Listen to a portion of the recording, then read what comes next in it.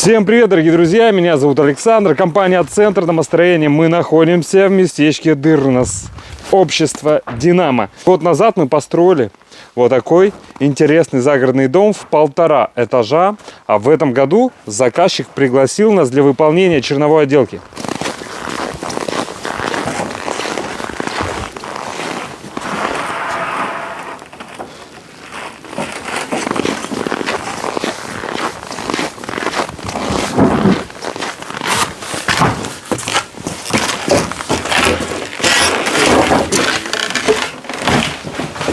Первый этаж мы уже утеплили 20 сантиметрами.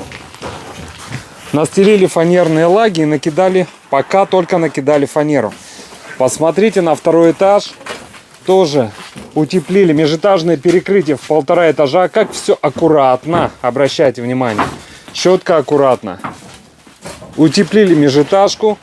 Настелили специальную пароизоляционную пленку. И сделали деревянную обрешетку, на которую будет крепиться, ну как вариант, да, чистовая отделка. Ну или электрика, допустим, по ней пойдет, или вентиляция. Ну, в последнее время делают натяжные потолки, привязываются уже непосредственно к стенам, а не к потолку. Это более идеальный вариант. Мало ли какие-то колебания, качения будут, когда на втором этаже будут скакать, хотя мы закладываем очень большие балки большого сечения. Если вы привяжетесь к стенам, практически никаких колебаний вы не получите. Рекомендую делать натяжной. Это рекомендация. А так мы закладываем очень большие, мощные, надежные балки пола и потолка. Все и так очень хорошо. Ну, как видите, еще дополнительно все стыки проклеиваем специальными лентами для герметизации. Что по потолку, что по полу. Вот, например, черные. Для чего? Для чего пленки и для чего ленты? Пленки нужны, чтобы вот эти пары,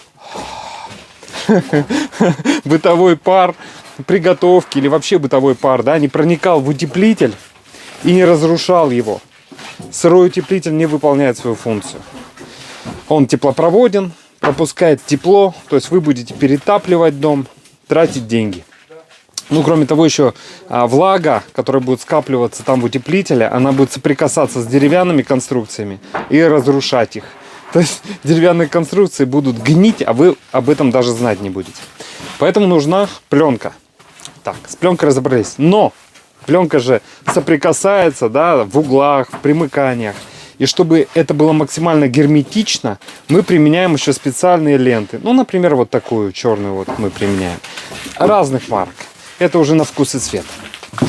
Так, фанера.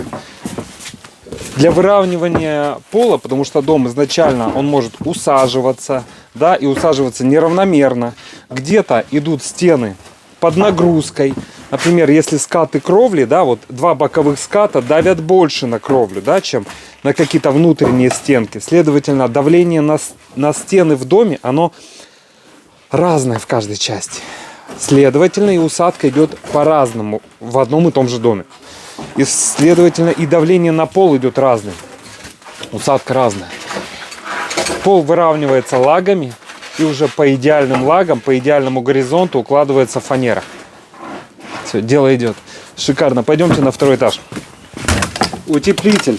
Мы применяем разных марок, но не плотности. Плотность на горизонтальных поверхностях мы стараемся применять 30. Там больше кислорода, а следовательно сохранение тепла.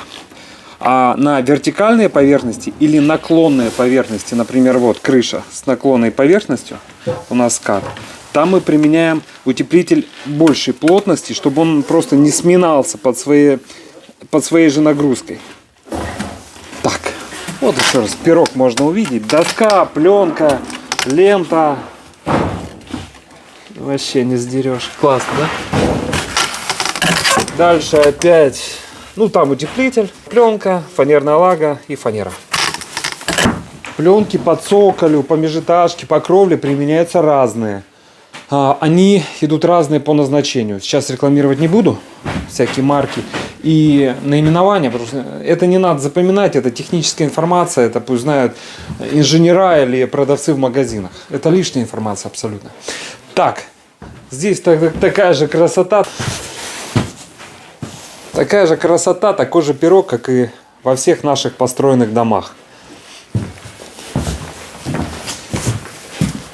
Вот сколько крепежки мы применяем. Все четко, все аккуратненько. Покровля, шпилечки.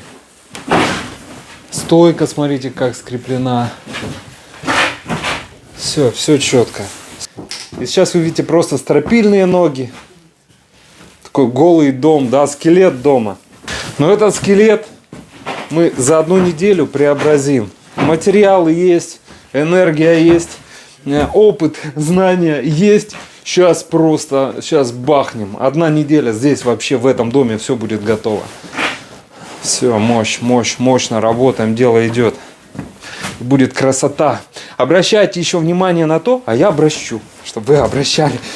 Стены мы строгали, и они имеют вот такой вид. Первое время нашим заказчикам не придется делать внутреннюю отделку. То есть, вот заказчик уже установил оконные конструкции, это прекрасно. Сейчас еще необходимо делать коммуникации, отопление, водоснабжение, канализацию, электрику, вентиляцию. Что-то по участку, сделать заборчик, грядочки, да, цветы посадить, чтобы уже комфортно, уютно было. На все это уходят деньги. Поэтому по мере возможностей, это все по мере возможностей делается, поэтапно делается. В чем плюс и огромное преимущество дома из бруса, это все можно делать по мере, поэтапно. Но уже можно использовать. Посмотрите, какие стены. Да, то есть можно уже использовать как летний домик, а в дальнейшем уже и как жилой, даже при таких стенах. Огромный плюс. Если сделать острожку с внутренней и с внешней стороны. Шикарно. И безопасно, то есть эстетически красиво, еще и безопасно. То есть занос не соберете. Все клево. Лаком, глазурью покрыть чем-то, да, и все, и эксплуатировать. Вот здесь уже настелили, точнее накидали, утеплили. Все герметично, красиво. Эта комната еще пока у нас не готова. Вот так это все выглядит. И улицу даже видно. Пока видно. Но ничего. Мы поправим. Все здесь сделаем шикарно. Очень классно, когда на объекте есть теплое помещение. Например, вот такое банное, где можно согреться.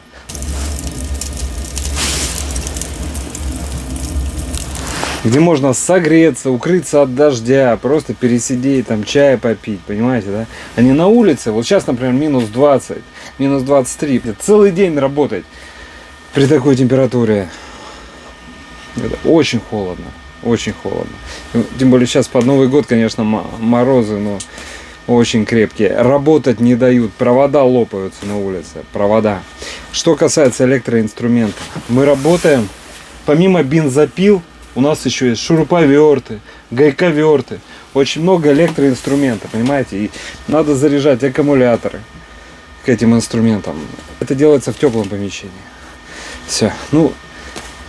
Главное для работы создать условия, чтобы в кайф было работать, комфортно было работать. Максимально. Конечно, не нужны идеальные какие-то условия, там супер квартиры или супер дома, супер балки. Нет. Базовые бытовые условия какие-нибудь вот такие или в виде балка в черте города. Если это удаленно, то мы стараемся снять квартиру неподалеку, чтобы не тратить время. И желательно, чтобы какой-то сарай, баня или сарай, я не знаю, что-то такое было на участке. Обязательно. Мы сложили инструменты, инструментов-то много. Сложили бензоинструменты, электрические наши инструменты, да, то есть веревки, плюс привезли материалы же на вашу стройку и укрыли их, или они были уже в укрытом помещении, да, это джут, крепежные элементы, они же тоже здесь должны лежать. И мы, по крайней мере, тоже там поработали и хотя бы чай попили утром, там, днем, вечером. В теплом помещении, согрели же. Или когда идет дождь, например, весна, лето, осень, идут дожди. И мы в этот дождь, в мороз работаем, куртки, одежда сыреет. В сырой одежде целый день, тоже не проработаешь. Сегодня поработаешь, завтра просто сляжешь. Зашли, одну одежду скинули, понимаете, да? Вторую одели, дальше пошли. Это более-менее просыхает. Что-то под вечер взяли, потом домой отнесли, там высушили. Это я вам рассказал, чтобы у вас было тоже понимание о нюансах нашей работы. Дорогие друзья, ну если вам необходимо построить дом вашей мечты или сделать черновую отделку, обращайтесь. Компания «Центр домостроения». Город Сыктывкар, улица Советская, дом 8, офис 203. Наш телефон 48 47 48. Все, звоните. Будем вас ждать на консультацию. Поговорим, все расскажем, все покажем, посчитаем, предоставим. На этом все. Все, никаких обязательств. Вы идете домой, думаете, принимаете решение. И мы будем рады, если выберете нас для строительства вашего дома мечты.